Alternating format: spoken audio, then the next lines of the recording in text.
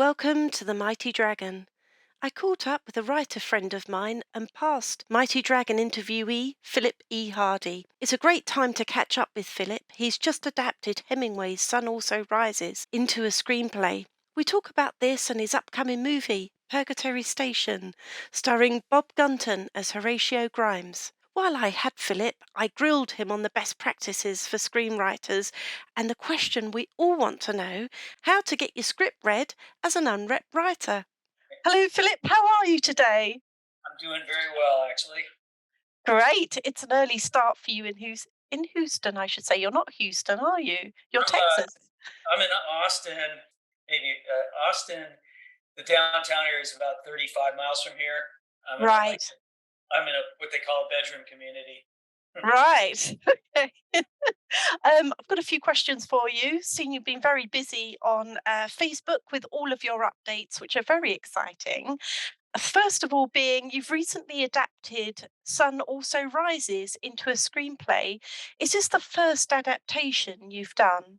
No, I've adapted several actually novels. I did Bram Stoker's Dracula, Yeah. and I've also done several of H.P. Lovecraft stories. I did three from the public domain works of H.P. Lovecraft, and I what I did with that is I created an anthology screenplay, sort of like in the vein of Creep Show or Tales from the Crypt, only with Lovecraft's work. And Dracula was actually, my timing was a little bad. I started that project before I knew about the BBC Dracula that came out Yeah. about years ago, which I thought was terrible, by the way. I was looking for to create a much more literary adaptation of the novel. I really, the way I pitched it and envisioned it, and still do if somebody's interested, is a 10 episode rendering of Dracula. I mean, going through the whole novel essentially. I mean, with very little left out. It's a chapter by chapter adaptation. So each episode would really take, for example, the pilot's really, I think, the first three chapters of the novel. So that was another adaptation and pretty faithful rendering the way I wrote it. Of course, I always put my twist on it in terms of dialogue. The opening scene was a scene that I created that was not in the novel, but other than that, it was essentially it follows Jonathan Harker arriving at Castle Dracula and going through the whole thing. They're all politeness for several weeks, and he's handling them with business, and then it's really that's a slow burn if you really look at that Yeah. section of the novel of Dracula revealing layers of his meaty onion, and uh, and then Harker realizing he's a prisoner and how he's Yeah. going to try to escape Castle Dracula. So I also this summer I did some work for a producer in he was in Thailand, now he's in Vietnam. He's actually a British expat named Robin Dudfield, and I adapted two Stephen Leather novels, and just for a point of reference for your audience, Stephen Leather is the author of a book called The Chinaman, which was made into a film called The Foreigner with Jackie Chan and Pierce Yeah. Brosnan. And Love that. yeah, it's a blockbuster movie. It was 107 million. Yeah. So what my logic in taking those projects on was they were good IPs. Tunnel Rats was a good one for me. Unfortunately, though he kind of agreed with me, we didn't really wind up seeing eye to eye on Private Dancer, which was the second one. And the story really, I hate to, I'm not, this is not to belittle Stephen Leather in any way. The story just didn't really resonate with me. Yeah, it's Right. kind of about a go-go dancer, and her affairs in Thailand. And yeah, it's just I don't get it. I don't get stories like that most of the time. I don't think they really work Yeah. cinematically speaking. So that's fine. So Tunnel Rats turned out really good, and that one's actually been doing rather well on the festival circuit and contest circuit. And I did have some interest on that one. So I don't know what's happening. We'll see what happens. And that brings me to The Sun Also Rises. Yeah. About started about 2 months ago. I decided I wanted to do another intellectual property that was public domain, and I was looking Okay. at a lot of different authors. I tend to gravitate towards American writers, obviously like Fitzgerald and um, Hemingway. And I looked at The Beautiful and the Damned. I actually started reading a chapter by chapter summary of that, and it didn't. I looked at the story, and it has a very um, dismal sort of, I don't know, for lack of a better word, it just seemed like it would be a really monotonous, tedious um, work to try to bring to a scripted medium. So it didn't work for me. And then I checked to see if Sun Also Rises was a public domain, and it just entered the public domain last year. And that's a story that I've been familiar with since I was in high school. I'm very fond of it. It resonates with me. So I decided to do an adaptation of that. How long does it take for something to enter the public domain then? It's my understanding is it's typically 70. It's like I think it was 75 years. Right. The author can copyright it, then he can have copyright it again. And but if you look at The Sun Also Rises, I think it was written in 19. It's supposed to take place in 22, so it's got to be in that time period. So we're looking. It's a 100-year-old novel now. So Wow. that was the time, and that's probably why it was essentially 100 years old when it entered into the public domain. So what I wanted to do with that is really create a more adult. I don't know what. Again, for lack of a better description, a more modern version. Even though it takes place in 1922, the the versions that came out in 1957 with Tyrone Power, they still have that whole Hayes Code thing happening, and you couldn't be frank. You couldn't talk about homosexuality. You couldn't talk about, you didn't really want to say prostitute out loud. You know, although they did a fairly good job with a depiction of the novel, it's really kind of hamstrung, if you know what I mean, in Yeah. terms of content. And then the guys that were in the parts were all way too old to be. Tyrone Power's 44 years old. And, he's supposed to be 10 years younger.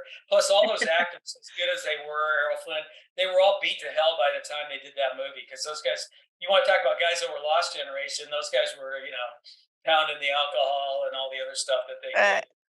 So, again, that one didn't work. And then they did a mini series like in early 80s. So it's been about 40 years.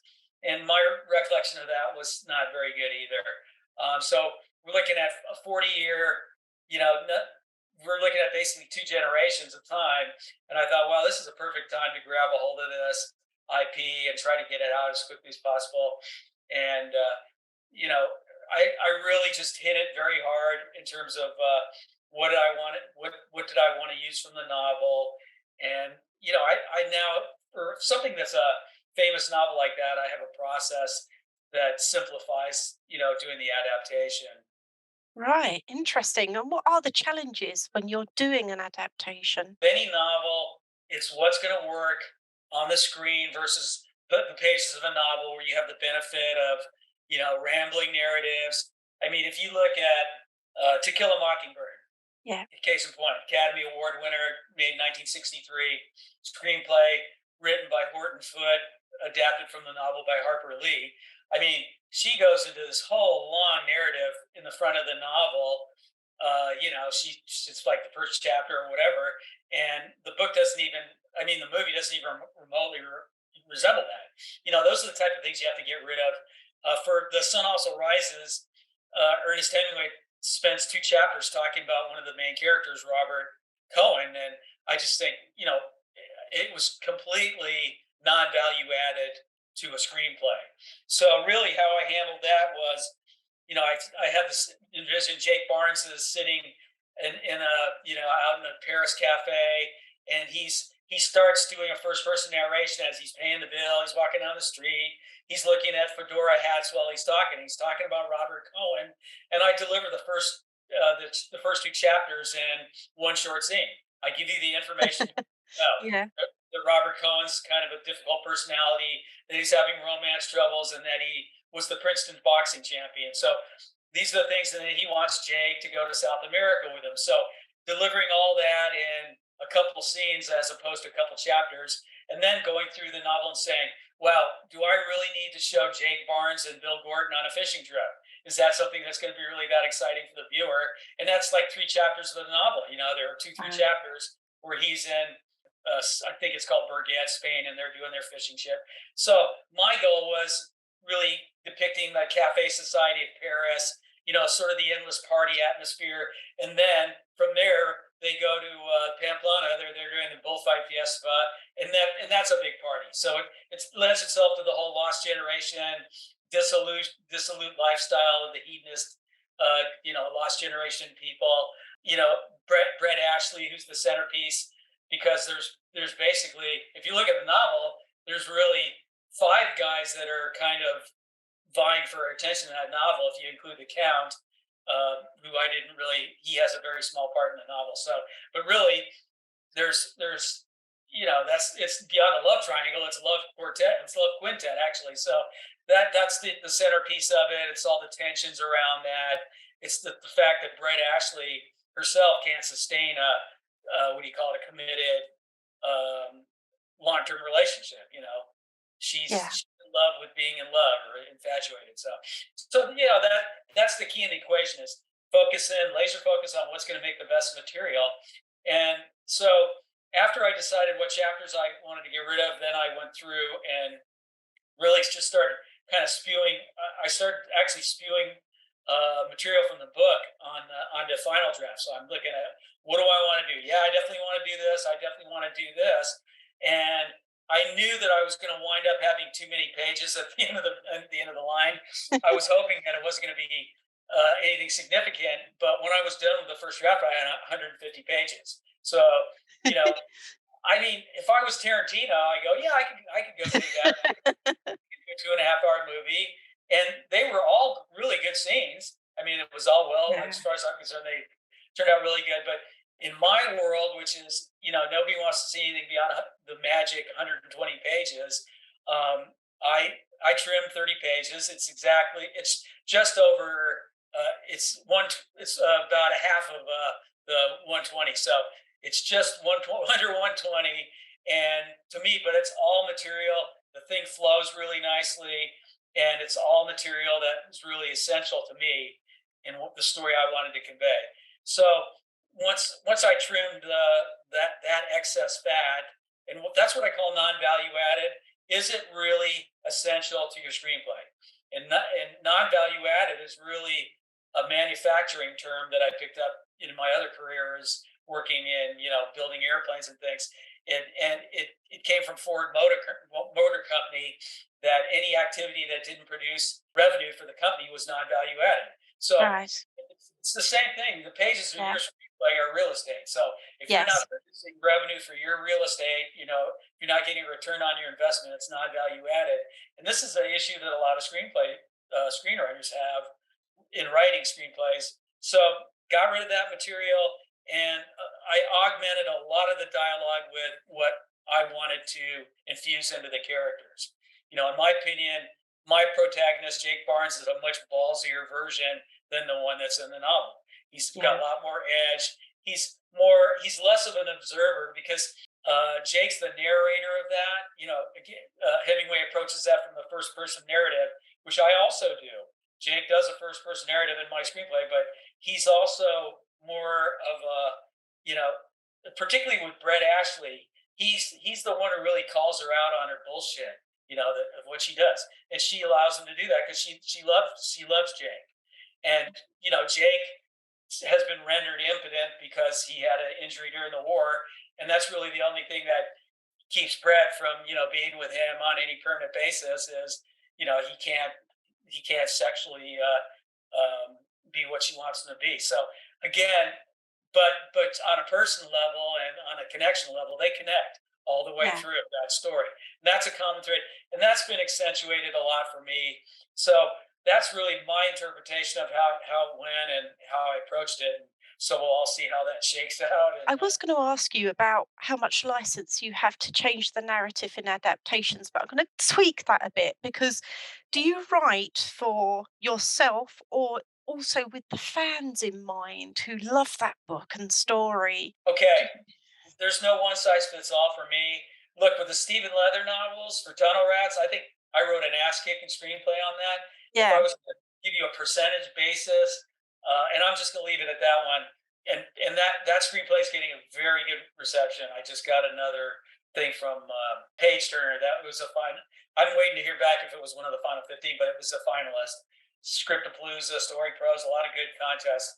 But I would say percentage wise, I used about 35 to 40% of the story. I mean, the core elements are there, but I mean, I created new characters, so I took a lot of license with that because to me, it's a screenplay, and I just the procedural plot line of Tunnel Rats wasn't working for me. I wanted to make it more of an action story. I think I've been successful in that. I have no regrets about it. Would Stephen Leather like it? I don't know. And quite honestly, with all due respect to the guy, I spoke with him via Facebook when I first started the process. But with all due respect, I really don't care. You know, my Yeah. attitude is that wasn't my goal. I wanted to write an entertaining screenplay. So as far as the fans, I failed with Private Dancer, obviously, and again, I don't care. The guy literally, you know, he would really wanted me to badly write it because he liked my Tunnel Rats, the producer. So I did what I thought I wanted to do with that story. I think for me, I think it worked beautifully, but I'm not objective. You know, I'm looking Yeah. at it from my writing perspective. Well, I am to some degree, but again, hey, you're not going to hit every time. Now, going to the famous authors like Hemingway and Stoker and Harper Lee or whoever you're talking about, or Lovecraft, again, I do take a lot of artistic license. When I submitted the H.P. Lovecraft one to the 13 Horror Festival. The guy who runs that is a British guy, and he told me, "Man, what you did with that was fantastic." He said, "Not only did you retain the essence of Lovecraftian storytelling, but you infused a lot of humor that wasn't there." You know, so Right. I like humor in my material. So in stories like the Diary of Randolph Carter or whatever, there's a lot of humor in that storyline, or even in Reanimator, there's some very dry humor in my interpretation of that. So do I try to maintain the essence of what I'm doing? Of course. With Sun Also Rises, I think fans of that book are going to like it. I mean, Yeah. I use a lot of Hemingway's dialogue. The scenes are really there. Again, do I? There's things I supersize in my story. Again, this is a modern audience I'm looking at. In the book, there's a scene. One of the climactic scenes of the book is where Robert Cohen, the character who's the Princeton boxer, he's obsessed with the Lady Brett. He comes in and he has a fight with Jake Barnes and another character who's Brett's fiance named Mike Campbell, who's a Englishman or a Scotsman. So I sort of supersize that fight scene. You know, it's much more of a fight than a rout like it is in the novel because I thought it gave it a lot more bite. I wanted Jake Barnes to be able to get in some blows against this guy because there's some tension between those two guys. And Yeah. Jake says a lot of mean things to him, prior to that fight scene breaking out. So again, I wanted to really ramp up the tension of that scene. And but in anything, it's like dealing with, for example, a big element of The Sun Also Rises is the bullfighting. And we all know that bullfighting these days is like, oh my God, Yeah. savage, it's horrible, blah, blah, blah. Yeah. But I don't look at it through the prism of the woke culture of 2023. Yeah. I'm sorry, because Hemingway didn't view it that way. Yeah. Hemingway thought it was magnificent. It's man against beast, blah, blah, blah. And I'm not making a commentary on whether I think bullfighting is a savage type thing. Given the opportunity, would I go to a bullfight? Yeah, probably. I might go to it just to experience the whole thing. But is it something that I go want to glorify? No, I mean, I'm not an animal killing type personality, but conversely, I'm a storyteller. I'm an Yeah. observer, and I'm not here to give you my Philip Hardy commentary Right. on whether or not I think bullfighting's a nasty bit of business. I will give you Philip Hardy's personality in terms of the characters, and I'm an old guy. I have a lot of experience. So there's a lot of Philip Hardy and Jake Barnes or any character I created, even Brett Ashley. I mean, I write human characters, whether male or female, whether transgender or whatever. I don't worry about what their identity is, what their pronouns are, what their badge is. I worry that they're a human being, and what are the human characteristics of any personality given any whatever their identity is or what. So Yeah. I mean that's why I think I'm so successful creating female characters. If I and I mean certainly there's people that would disagree, but again I try to create the most uh, human, believable characters. I don't sit there and worry about all this. Oh God, how can I do this? I'm a 60 some odd year old male. How can I sit there and write about a 25-year-old female musician? Believe me, I knew a lot of them. I dated a lot of them. So, you know, um, I do it very easily. Again, Yeah. because I come at it from they're human beings first. What are their desires, their wants, and all that other good stuff in there. So, that's sort of how I approach it. And as far as artistic latitude. I don't really worry about it that much. So, I mean, what's anybody going to do to me? Is Bram Stoker going to rise up from the grave, or his family going to? No, it's public domain. So again, do I hope that people, particularly with Sun Also Rises, I really hope that the audience likes that my take on that. Yeah, I think it'll be interesting to see, just generally, over the next few years, how movies respond to this woke world that we're in now. Right. Um, it'll be very interesting. I just hope that it doesn't impact it too much. You have a movie coming out, Purgatory Station. Can you tell me more about this? Yes, Purgatory Station is a what you call a long story that began, and that I will try to make brief as possible. I think I wrote it in 2015, Oh, and it was I was having some interaction with some really really low budget producers at the time, and we were looking for a single location type story. So it didn't work out with those people. It became another script in the repertoire, and I'm the kind of writer that I don't flog material. I'm sure you know plenty of writers that they're pushing the same couple of scripts for 5 years, and I write sometimes on some good years I've written 6 screenplays. I've already right. written 2 screenplays this year, and Oh, I move on very quickly because I get bored fast. It's sort of it's that old songwriter thing. I get bored singing the same songs when I was a musician. So Purgatory Station was like, okay, it's there. If somebody wants a low budget, limited location horror thriller, I can pitch it. And I did pitch it over the years. I got some people that wanted to read it. I had people read it, and it seemed like a no-brainer to me. I thought, wow, this is perfect. So last year I sent it, another one of those things, sent it through Ink Tip, and I sent it to a guy named Angus Benfield.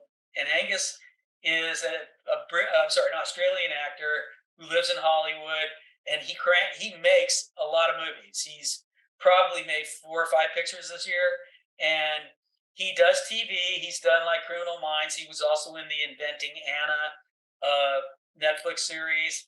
He was in that right. SB, and he's a producer, and he's got his own company called Bridge and Acorn. He's got distribution channels, and he's right now pushing his latest film, which is called Yellowbird, which was another novel adaptation. So he really liked Purgatory Station. He made it very quickly. We scored some very good actors. I got a reference of Bob Gunton from Shawshank Redemption. Yeah, He plays the antagonist. Sean, I think O'Brien's another guy he was in Olympus Has Fallen and some other big action movies, and then Angus, of course, is the lead. So got some, not like super A-listers, but some really solid actors that have done a yeah, lot. And Bob's to me is one of the great character actors of our time. His body of work's incredible. So I'm very anxious to see how that all turns out. And I didn't agree with everything that happened in terms of the director's envisioning of the film, but we'll see how it right. turns out. And they're very excited about it, the people involved in the movie, because the first thing out of his mouth was he was talking, I was saying I wrote this as a franchise, Yeah, and he's already talking about a sequel. So we'll see how it shakes out. It's a movie, it's got a good cast, it looks like it was very nicely shot and got some good actors. So it's actually being edited this month, and as soon as I have a trailer, I'm gonna obviously pop that up. yeah. And Oh, I can't wait to see it. That's going Yeah. to be fantastic.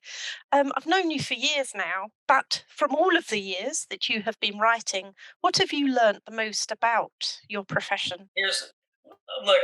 Don't waste time looking for an agent or a manager. Number one, they Oh, won't sign. They won't sign you unless somebody wants you first.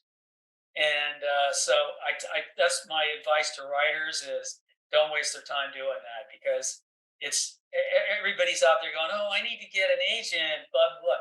It's like I said, unless another agent wants to sign you, you're wasting your time. So right. the other time somebody wants to sign you, I'm going to use that common old phrase, monkey see, monkey do. Yeah, Hollywood is a very monkey see, monkey do. I'm sure I'm going to win a lot of fans with the things I'm saying right now, but it's, I'll further say it's a lot of people out there. There's a lot of Philistines and dilettantes, meaning well meaning people that want to get into the arts and they don't really have a clue what they're doing. And really, all the examples you need are all these shows that are being rebooted. You can't believe that they're resurrecting shows 40, 50 years old. yeah, And I'm saying, are we so bereft of ideas that we have to constantly, you know, be rebooting or, we want everything to be a franchise.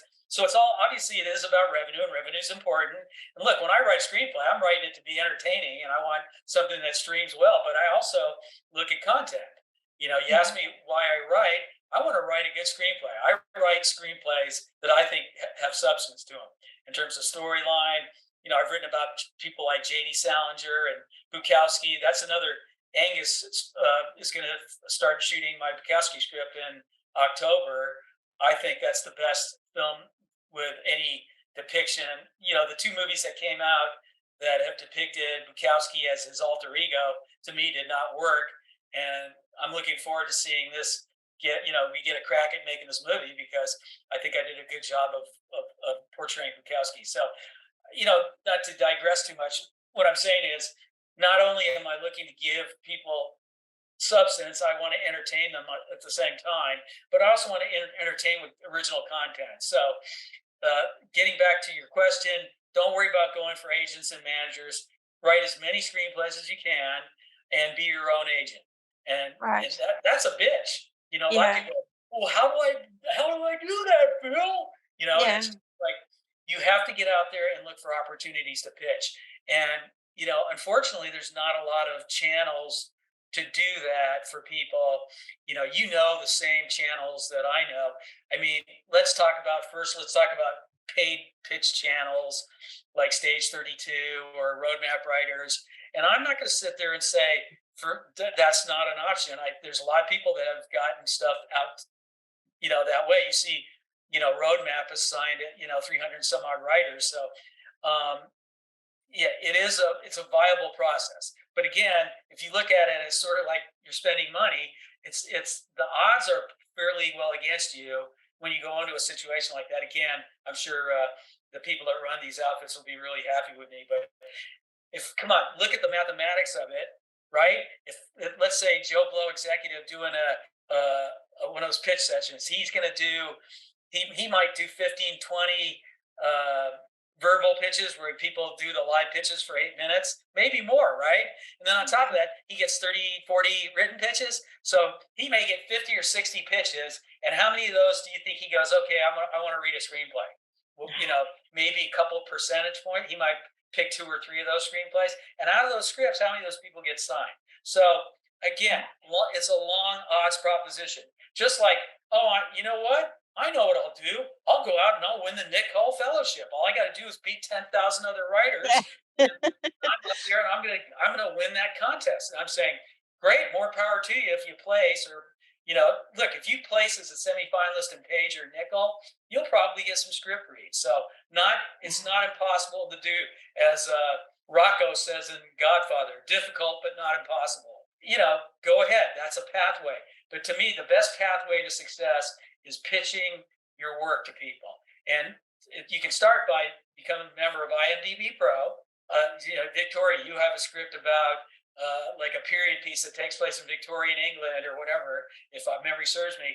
Who do I think is going to be looking for a screenplay like that? So you look at people that might have made a movie like that, and maybe they're interested in making another film like that. But you look for people you admire. You go out there, you pay the $20 a month, and you look for information, and you try to get that to people. Again, Yeah. long on odds because sometimes your percentage points are not that great. But if you look at a couple of years ago, I pitched the other Austin girl because and I Yeah. pitched it to the Lifetime crowd. I think I sent it out to maybe 30 people, and I know I got 3, 4 responses. So I Yeah. hit more than 10% on that, right? Not a bad Right. return on Yes. my time investment. So that's a way you can connect. Another way you can connect is using services like Inktip. But the problem with Inktip for most people is that they go, "Oh, I've written my script about Ada Lovelace, and I'm going to list it on that, and I'm sure somebody will discover me because it's so good that how can somebody not know how what a genius I am?" So, they use the passive listing service. They probably get 100 log line hits, and maybe 1 or 2 people will read the synopsis. But you're dealing with the short attention span of industry people. And Yeah. most of the time people hit the log line, yeah, I don't want to even read the synopsis. God, that'd take 5 minutes of my time. So the reason why Inktip has been successful for me, and I'm going to make a bold statement here and venture to guess that I may have more Inktip options than anybody else that's used them because I've done at least 15 deals with them, and I defy anybody to tell me who's done more than that. But go ahead, I'm open to be Yeah. corrected. Yeah. And the reason I've done that is because I was open to working with material other than my own. So, you Ah. know, the one of the first couple people. Well, I'll go to the second guy I connected with on Inktip, which was Stephen Roeder, and Steve's a guy that just did a movie last year called The Hunchback of Bel Air, which is a horror movie. Produced it for like 250,000. He got it up on Tubi. He got it up on Amazon. So, and actually, it's a pretty good movie given that most of it was improv and the budget constraints, and that was Steve's first attempt as a director because he's mainly a producer. Now he's produced a couple of bigger movies, like he produced a movie with Jolie Richardson and Hayden Panettiere called "Lies My Mother Told Me," which was a pretty big TV movie. And so Steve has a lot of connections. And when I met him in 2014, he was looking for a screenplay about Michael Rockefeller. Being the kind of guy I am, I was reading this and I go, Philly, what do you think? Do you think anybody's going to have a Michael Rockefeller screenplay lying around? The guy disappeared 60 some odd years ago, and this was in 2014, and I had never heard of him before I looked him up on Wikipedia. So I connected the dots. I realized he was the son of Governor Rockefeller, who was a former American vice president. So Yeah. what I did that very afternoon is I said, okay, let me read up on this. So I studied up on what the story was, how Michael Rockefeller was a Harvard graduate who hooked up with a anthropological expedition that went to the Yeah. Islands in 1961, and he loved it. It was a real event, Yes. and he was with the primitive indigenous peoples, the Dani and the Asmat. So Yeah. again, I'm a very fast person in terms of what I absorb, and so I go, okay, let me see. So I spewed out about a page and a half synopsis, wrote a sexy log line about Michael Rockefeller. I sent it to Inktip, and lo and behold, 2, 3 days later, I get, hey, send me the script, Oh, right? So I go, oh, okay. There's only one problem I have is I don't have a screenplay. So what do I do? What do I do? Do I do what I did the first time where I told them I didn't have a screenplay and they said, okay, they're moving on? Nope. right. Oh, I my mistake. I said, I'm not gonna tell that guy. I'm not telling Steve that. I'm gonna buy some time. So I actually wrote the first draft in 5 or 6 days. I told Inktip that I needed some time to. I just said I've got a draft, but I've got to go through and make grammar corrections. I gave him a bullshit excuse. Again, I'm sure people will love me for disclosing what really happened. But Steve knows what's happening on that. I've known him for 10 years. So so we went through. He liked the first draft. We made changes. Initially, he pitched it to William Morris, and the reader didn't get it. She didn't like it, and so that one got put on the shelf. And Steve and I did several other projects in the meantime that he pitched to various people, like Tyler Perry. We've hit Tyler Perry 3 times. We've been into William Morris twice. We've been into, excuse me, Millennium Films, Chandraland he's been in. with a couple of my rom coms. They totally hate my work. They didn't get me at all because they probably think I'm a misogynist. Oh, But in any case, he's been very successful at getting work to people. Bloomhouse, yeah. tons and tons of other people. I mean, currently we revised the Rockefeller script because when we got into Paramount in 2017 or 18, Paramount objected to the use of the Rockefeller name. So Steve contacted me about a month ago and he says, I want to pitch Rockefeller to Paramount again. I go, well, let's see. Why don't we learn from our mistake? And I'll scrub Rockefeller out of the script. I said, how about I make him another American senator's kid? We fictionalize them. And then Steve had a couple of great ideas. He said, why don't you make him the prime minister and you move the story forward 10 years? And I'm going, why don't we make him the home secretary rather than the prime minister? We won't shoot that high. So my lead character's father's the home secretary of the UK. And, I just I take the whole story and just do it from a more British angle. Works fine. Right. At Harvard, it's Oxford University. Everything works beautifully. It's all fictionalized. Every name is fictionalized. So what are they going to do? Because I can now, at the end of the day, say, this was inspired by a true story, but there's nobody. What are they going to sue me for? I've Yeah. changed all the names. They can say, well, it's real similar, but So Yeah. what did I do? It's a sort of a marketing sales technique. Is I wanted to remove possible objections. The biggest objection was the Rockefeller connection, so I took that out of the equation. Guess what? We're going back in front of Paramount in a couple weeks. He already has this in front of Millennium Films and Jerry Bruckheimer Films. Amazing. Yeah, That's incredible. What do you think happened to Michael Rockefeller? I watched a documentary about him the other day, and there was a shot of him on a boat with no clothes on, paddling with everyone else. right. Well, look, again, that my take on that is highly fictionalized. And what do I really think happened to him? Like, Yeah, there's two things: either or he got killed somehow. yeah, The yeah, asthmat guy. And a lot of the asthmat were very fond of him. He had people that he was connected with, but not all the tribes knew him. So one or the other, he wound up dead because they never found the guy. But in yeah. my version, which now he's not, he's Michael. His name is I can't think of his first name. I think it's like Robert Jordan or something like that. I just redid the script. I forgot the name, but he's now a Jordan, right? So Robert Jordan goes. It's sort of like a heart of darkness type story, in as much as there was a guy that went looking for Milt Macklin. So my guy Walt Riker goes looking for Jordan, and he finds him living with the asthmat, and Jordan's gone native. It's this Yeah. whole heart of darkness type thing. And he's been living with the asthma for 7, 8 years. So they have they spend a couple of days together, and Michael unfolds his story and why he didn't want to go back to civilization. Which there was a lot to support that theory, because Yeah. Mike didn't want to be a suit like his old man. He loved traveling the world and being on adventures. So again, in my version, he sort of prevails upon the journalist to keep his secret. Um, so again, that comes at it from a sort of heart of darkness angle. Uh, and again, I'm not trying to rewrite history. I'm not trying to tell a history story. I'm trying to tell a fictionalized story Yes. inspired by that. So that's what I think happened. And right now, that story's in play, and that's a 10-year-old script. Oh God, I so hope that does something. I want to jump on to your Facebook writing group, which I'm a member Yes. of, and I love it. Oh, good. What sets this apart from other writing groups? Okay. Yeah, I'm really excited about the group. We're just about to hit 190 people because we're about 6 weeks old. So a lot of Yeah. good writers coming on board. So James Moore just joined the group the other day. Very good Oh yeah. writer. Chuck Hussmeyer's got a big movie deal he just signed. We have several other writers. Of course, Hans Bauer, who wrote Anaconda. So, and then we have a lot of lovely other people. We have yourself, and there's scores of really good writers. So, what prompted me was I was using another platform as my primary. I was posting live. I've been doing that for years, probably 10 years.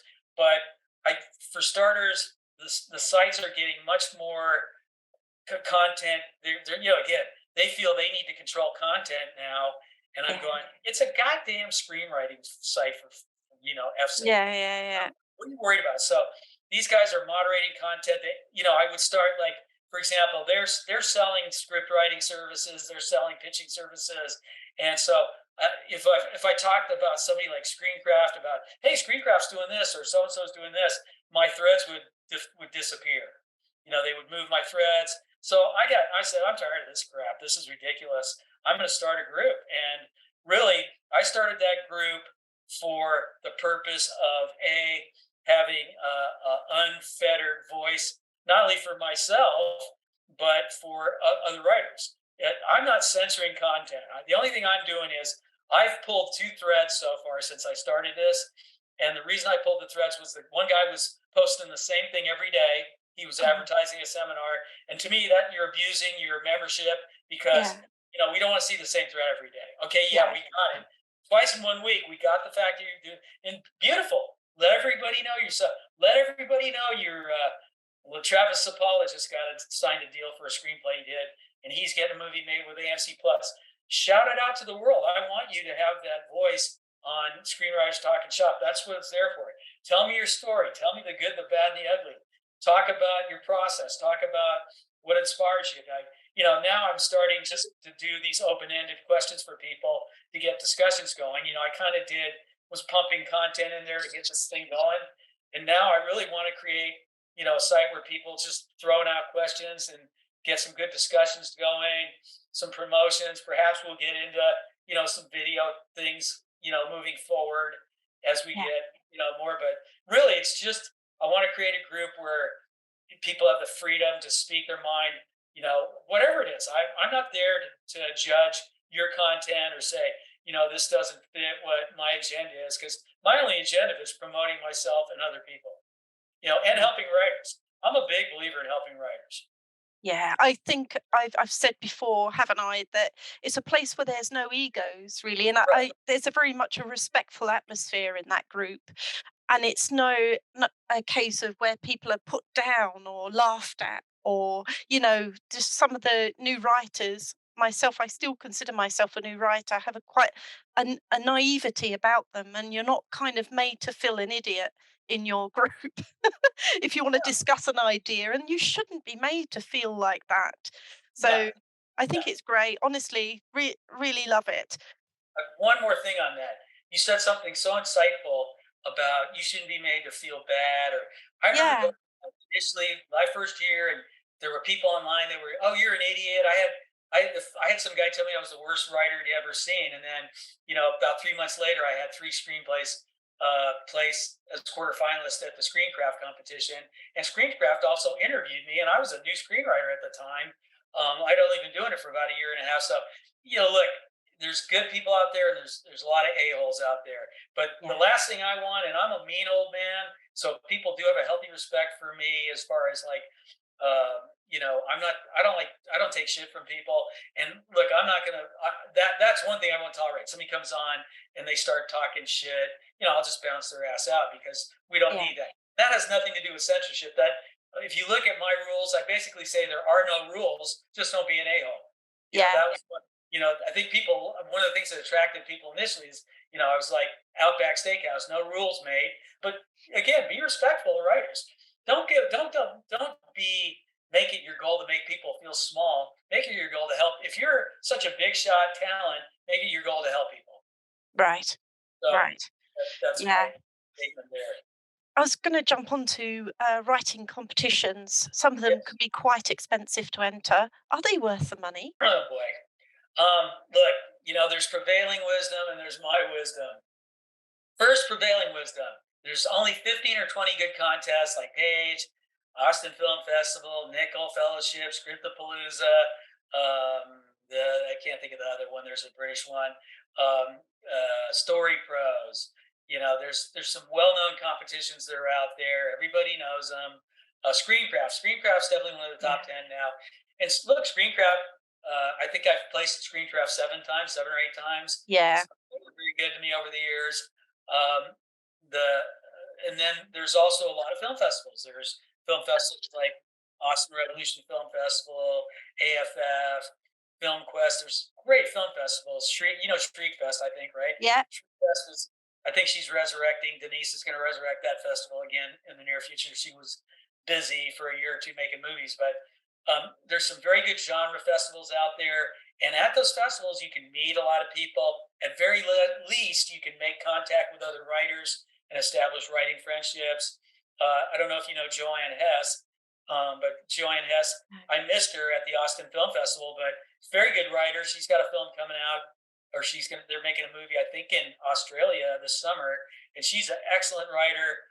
And I had a video conference with her because I missed her at the film festival. I was looking for her, but I kind of zipped in and out a month or two ago. But I think all those festivals are worth the money. I love genre film festivals. I do all kinds of different ones. I look for bargains. I mean, if I can do a festival for $15 or $10, there's tons of them out there. I tell Right. you, I advise people use Film Freeway. Look at the thing at the Yeah. bottom that says transparency. See who's managing the festival and see if it's worth money to you. When you're Uh, a writer of a specific genre and you focused on that for years, should you try a different genre or stick with what you know? okay, my answer to that question was: are you there to stay in your comfort zone, or are you there to stretch yourself as an artist? And consider it this way: if you're a horror writer, let's put it to you this way: take Joe Blow's a horror writer and stack him against Phil Hardy. And I work in every genre. I've got rom coms, I've got horror, I've got action adventure, I have biopics, I have novel adaptations, I have a sports comedy called Bitch Ball, and several other things. Oh, sci-fi. Let's not forget I have sci-fi. Yeah. So who's got a better opportunity? Some guy who's a genre guy that's got maybe 4 or 5 screenplays, or me who has 55 screenplays in every genre, and is flexible, will work with producers to create material. Who do you think's got a better chance of success? I mean, I just put it to you that way. Yeah, for sure. Yourself, obviously, with more work across the genres. Yeah, Yeah. well, really, what is it? I mean, I'm not a sports guy. Trust me, I'm not sitting there watching Sunday football games. But I thought bitch ball was such a great idea. I wanted to do what was almost like a female version of Slapshot, and really, it's about two women soccer players in Texas in their mid 30s that get fired, and it's controversial. I deal with the trans athlete issue in that, but it's a very funny screenplay for people that bother to read it, and I present a very balanced look at that. But they create their own sport, which is a hybrid of soccer, football, baseball, and mixed martial arts. So it's like a really wild. Women are out there beating each other up on the field, and there's no rules to the sport, and it makes for very good visual comedy. Yeah. Very situational comedy, and to me, I think it's one of my most interesting pieces of work.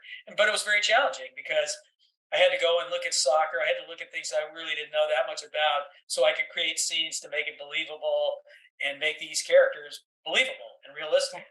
So again, that's getting out of your comfort zone, and I've never feared to tread in that territory.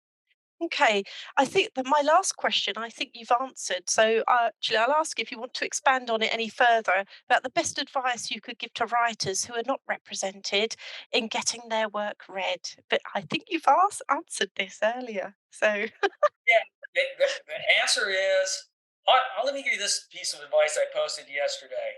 Unless you are obsessed with creating content, I mean, I'm constantly working on something, and like I said, I'm getting old, and there's times where I'm going, oh my god, I got to get up and do this. But again, I'm very quick. The Lord has blessed me. I work quickly, but I create a lot of content. When I'm not creating new content, I'm reworking old content. I mean, I did some rewriting on that whole life ahead script that's over at that Steve's repping. I just rewrote a script called Hell's Half Acre, another horror script. So I'm always looking at revisiting old work that needs polished jobs. So creating content, one, and two, relentlessly looking for opportunities to pitch that content. And again, look, I give people a lot of that advice. I have a 45-minute video.